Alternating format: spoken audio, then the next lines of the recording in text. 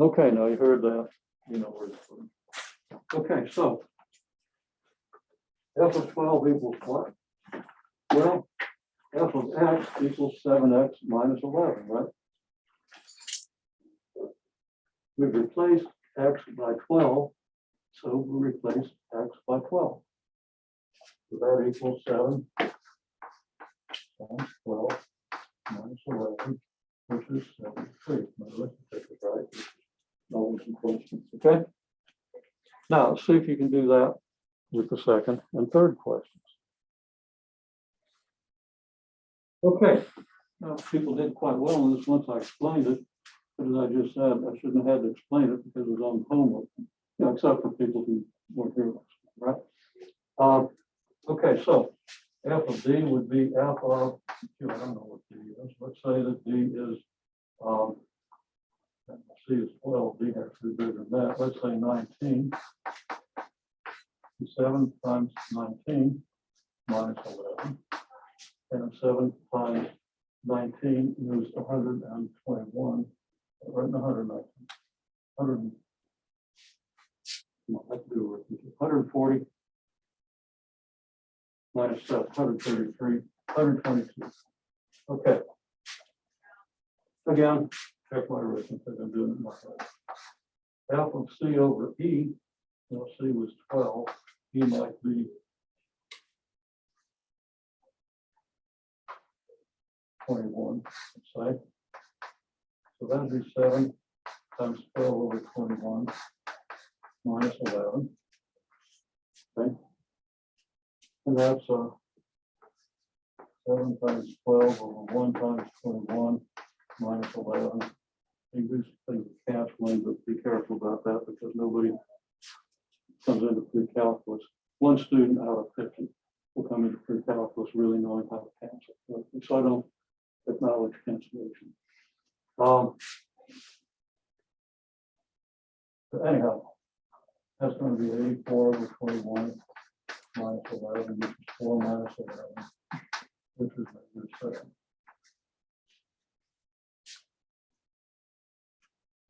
Okay. Now, if you need to know fractions, let me point out that on your Canvas page, I post videos. Okay.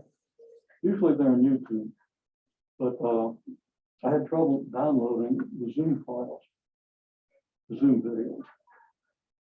So I just had to do the link to the Zoom and hopefully I'll put that into the format of the YouTube videos. Still, you have videos for your class. They're usually posted the same day. And videos from the MDE 60 class, which is intermediate algebra, but right now we're in the 5th grade arithmetic, which is like fractions. And nobody knows fractions well. I've not seen a student come into pre-calculus who really knows how to do everything that you learn in 5th grade with fractions. And there's a reason for that. And it's a stupidity in the curriculum, where you learn to do it in 5th grade and you get pretty good at it, and then you never have to do it again because they let you do it in a calculator, and you get here several years later and you don't know how to do any of it. Okay? You don't know how to do most of it. You don't know what the rules are. Okay? So you might want to look at the videos for the MDE 60, which I also post on your website. Just look at the announcements. It's very clearly marked MDE 60 videos or whatever. Okay? And if you don't know how to do fractions, find the stuff I did in fractions and review it. Or go to Khan Academy, go anywhere. Learn to do fractions. Because you're going to have to do it with polynomials, symbolic expressions, okay, with functions, not just numbers. And if you don't know the rules for numbers, you're not going to understand the rules for functions. Okay? You got to know fractions. Okay? And a number of other things, but fractions is one of the biggies. You get halfway through the course and you're dealing with rational functions, you don't know how to do fractions, you get lost. You crash and burn, at least on that topic. Okay. So again, trying to prepare you for pre-calculus. I hope you take my advice.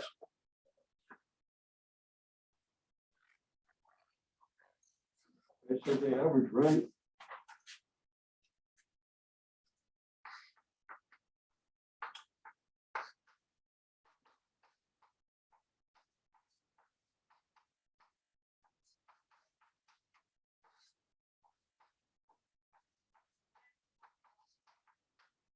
It's the change in the value of x divided by the change in x.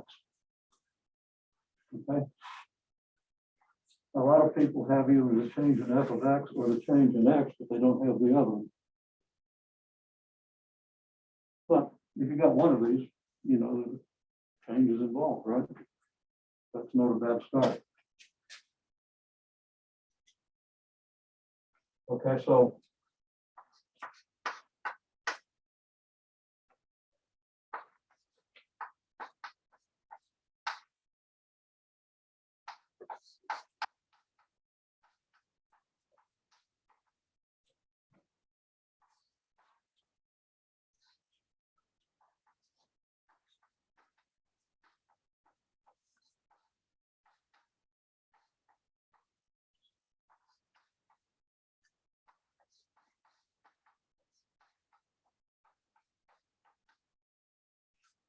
and let's see, f of 24, 7 times 24 is 168, 157. Okay, so the change in f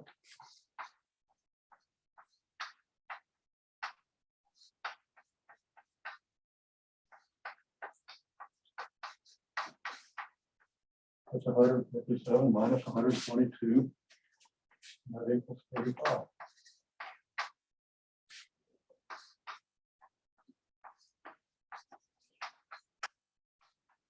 Change in f, well, x goes from 19 to 24, right?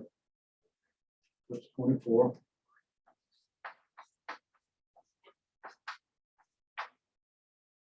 Okay.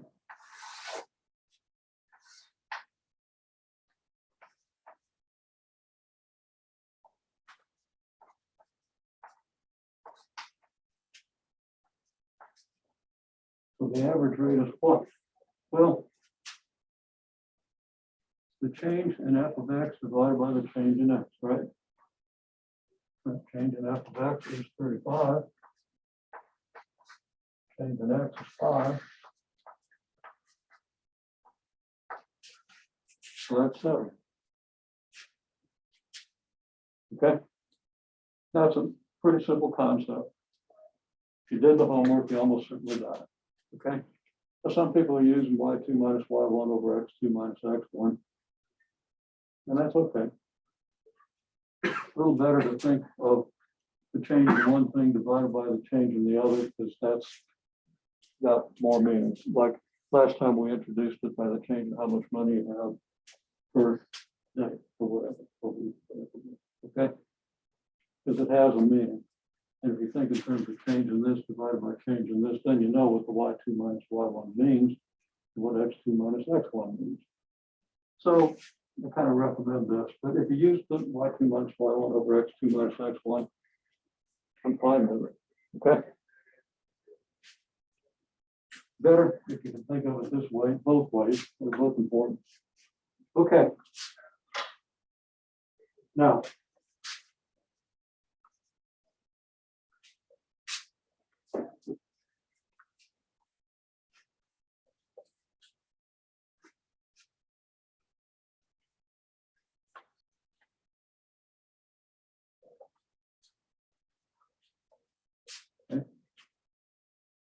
actually, let me back up. Verify this fast.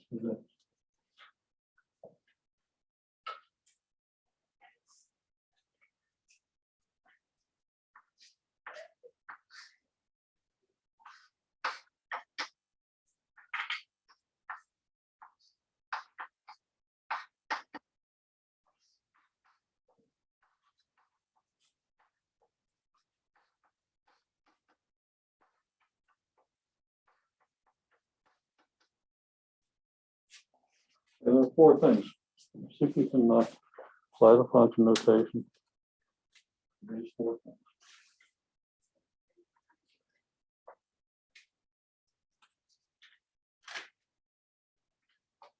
And we're just gonna get started. I'm walking to the board. I'm trying to stay ahead of you.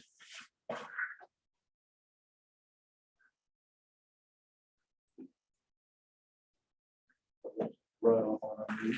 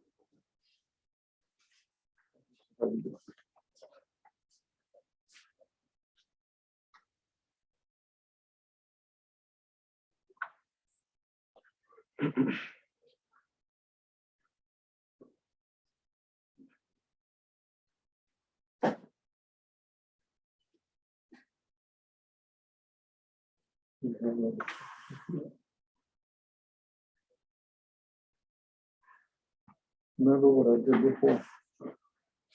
Well, X has been replaced by A, right? You know, if it's new to you, pick it up real well. Okay.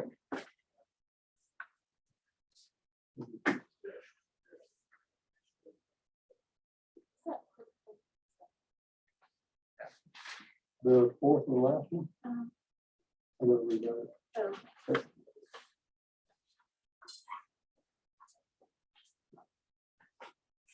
I'll read these to you. It's F of 6, F of A plus B, F of aardvark. The last one's the one I'm really trying to get to. So I'm gonna write that one down.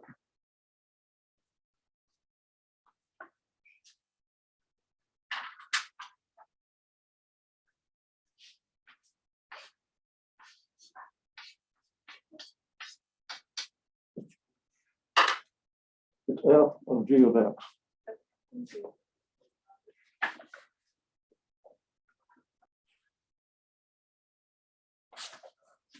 Okay, that's a good piece of chalk. There we go. So F of 6, X has been replaced by 6. Right? So now X is 6. So X squared is 6 squared. Well, that's 6. Now, what's X been replaced by here? Well, you could answer it's A plus B, right? So this is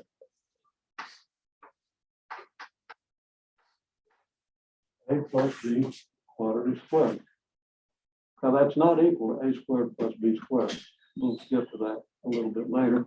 We use a distributive law to square this thing. So you might not know how to get this, but just to emphasize that it's not A squared plus B squared. This is what it is. And if you have an algebra course, you've probably seen this. Anyhow, you get this much, and I'm happy. You say it's A squared plus B squared. I'm not as happy because that's a common mistake, and you want to get that out of your system. Okay. Okay. F of aardvark. Well, what has X been replaced by? Been replaced by the word aardvark. Maybe that's a long name for a variable. I don't know what it's doing there, except you get an aardvark up there, so naturally I have to use it. Okay. So aardvark is the whole word aardvark on the square. Now, don't know what to do with that. Depends what the meaning of aardvark is, right? Okay. So now let's see if you can tell me what f of g of x is. If you can write that out.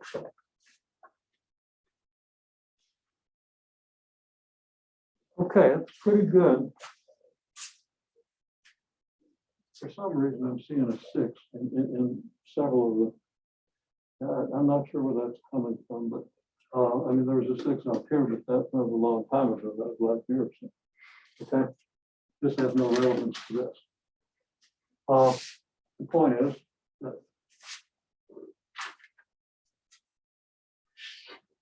x manufacturing has been replaced by g of x, right? G of x is right there where x used to be. Okay. So wherever you see an x, you're going to have to write a g of x. Okay.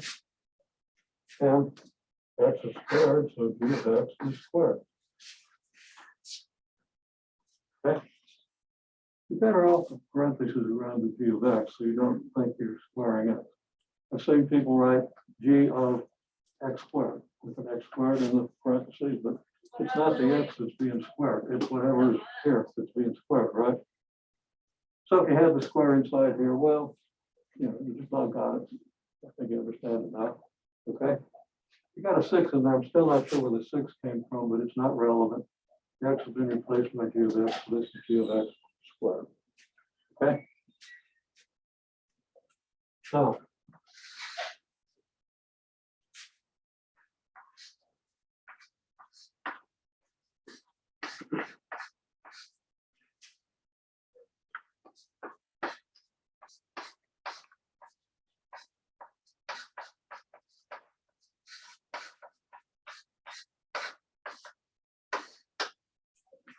if g of x is 1 over x, what's g of x squared?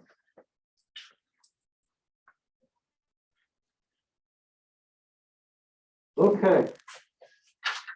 So we did pretty well with this. Some little confusion. If g of x is 1 over x, then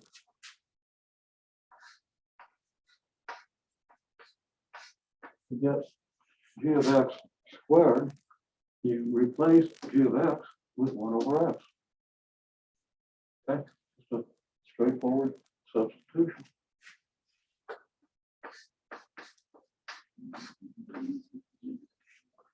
That's all there is to it. Now, if you want to write that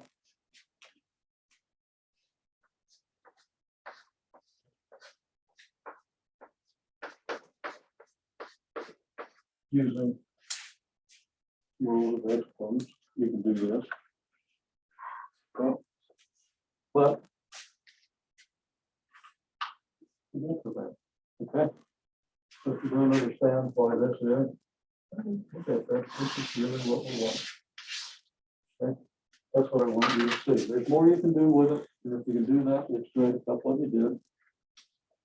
But it's not necessary right now. Soon it will be. Again, you're ahead of the curve if you did that.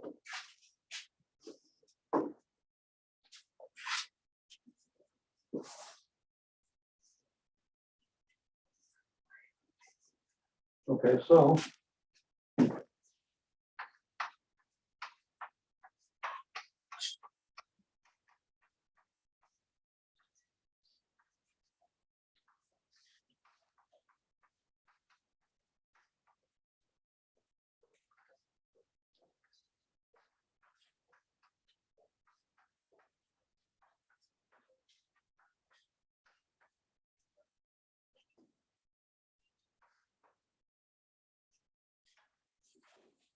f of x is x squared, g of x is 2 to the x.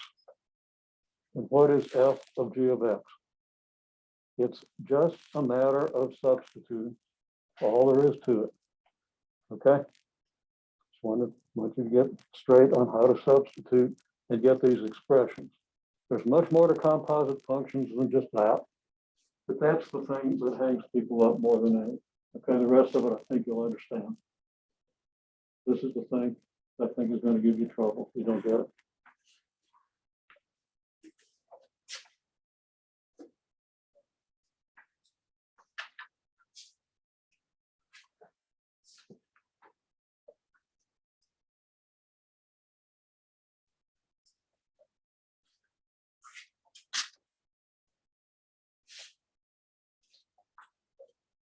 Man, I can't get all this on the board.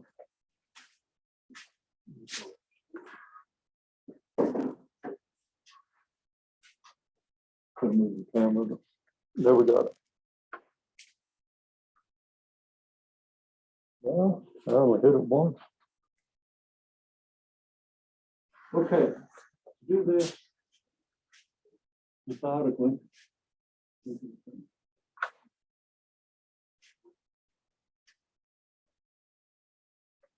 Do this methodically.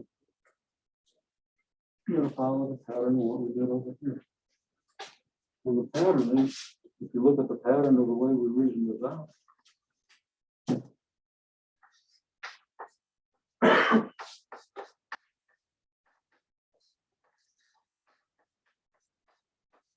First of all, f of g of x is just g of x squared.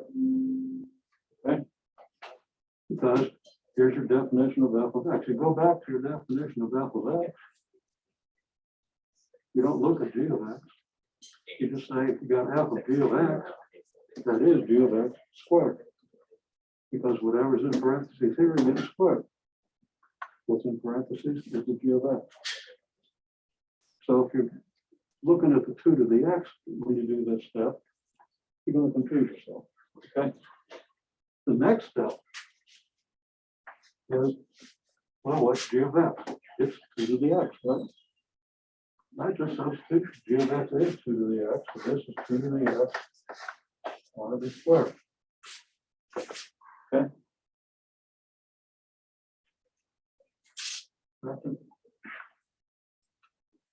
You got to go to the definition and use everything strictly instead of reading things into it. Okay. You're used to that being confusing. There's nothing confusing about this one. Just straightforward. You plug into this, and then you got this g of x, and you know that's 2 to the x. So there it is. Now there's another way to do it. I don't want to confuse you, but you have options. Another substitution you could use is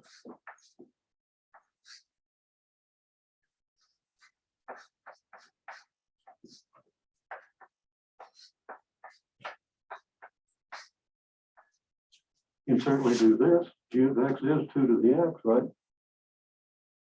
Perfectly okay to substitute 2 to the x, g of x. And then what's f of 2 to the x? Well, here's your definition of f of x. 2 to the x takes the place of x. So we got substitute 2 of x for this x. So this is 2 to the x. Right. Same result, you do it in 2 different orders. Okay. Now, let's see if we do this. What's g of f of that?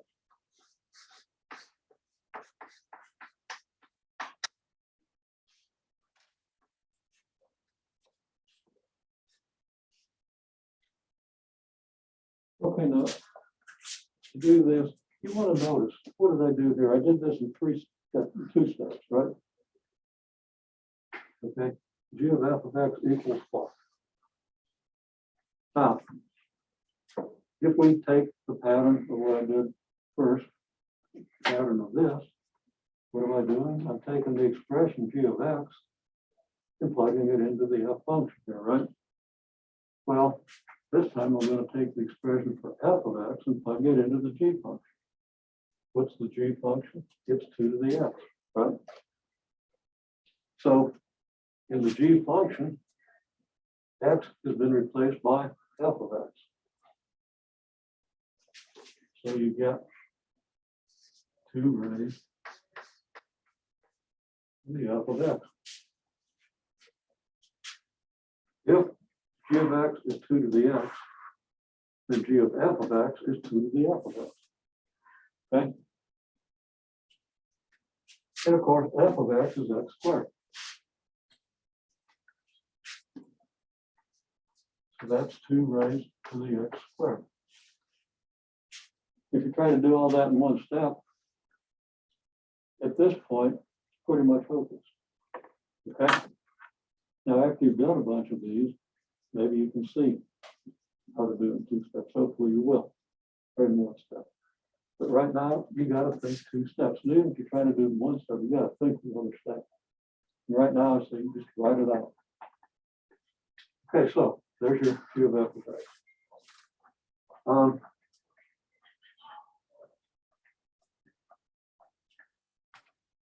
The other way to do it. I think we would do it.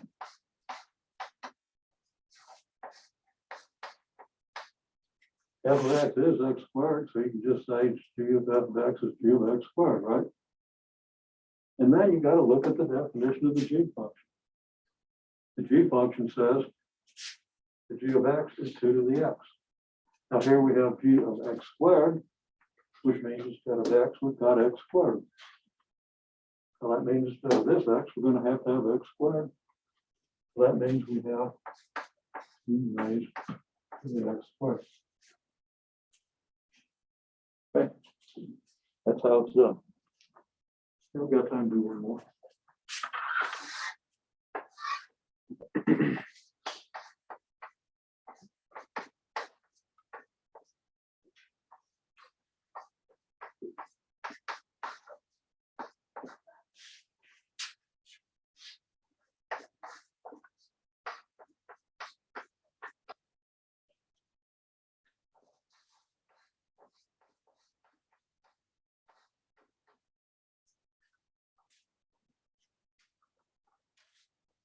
Start with F of G of X. If you get that done, then you go ahead and try G of F of X.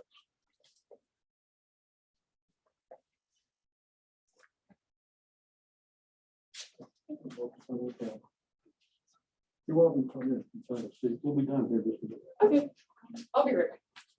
Okay. F of G of X, 2 ways to do it. Okay. It could be 1 over G of X. Since F of X equals 1 over X, F of G of X is 1 over G of X. And then, of course, you just substitute for G of X is 1 over the square root of X. Okay. Or you could write F of G of X equals F of square root of X. And then X has been replaced in the F of X by square root of X. That's again going to be 1 over the square root of X, either way. Okay. G of F of X is square root of F of X. So G of X is the square root of X. Replace X by F of X. You're going to have to get the square root of F of X, right? And then, of course, F of X is just 1 over X. That's the square root of 1 over X. Or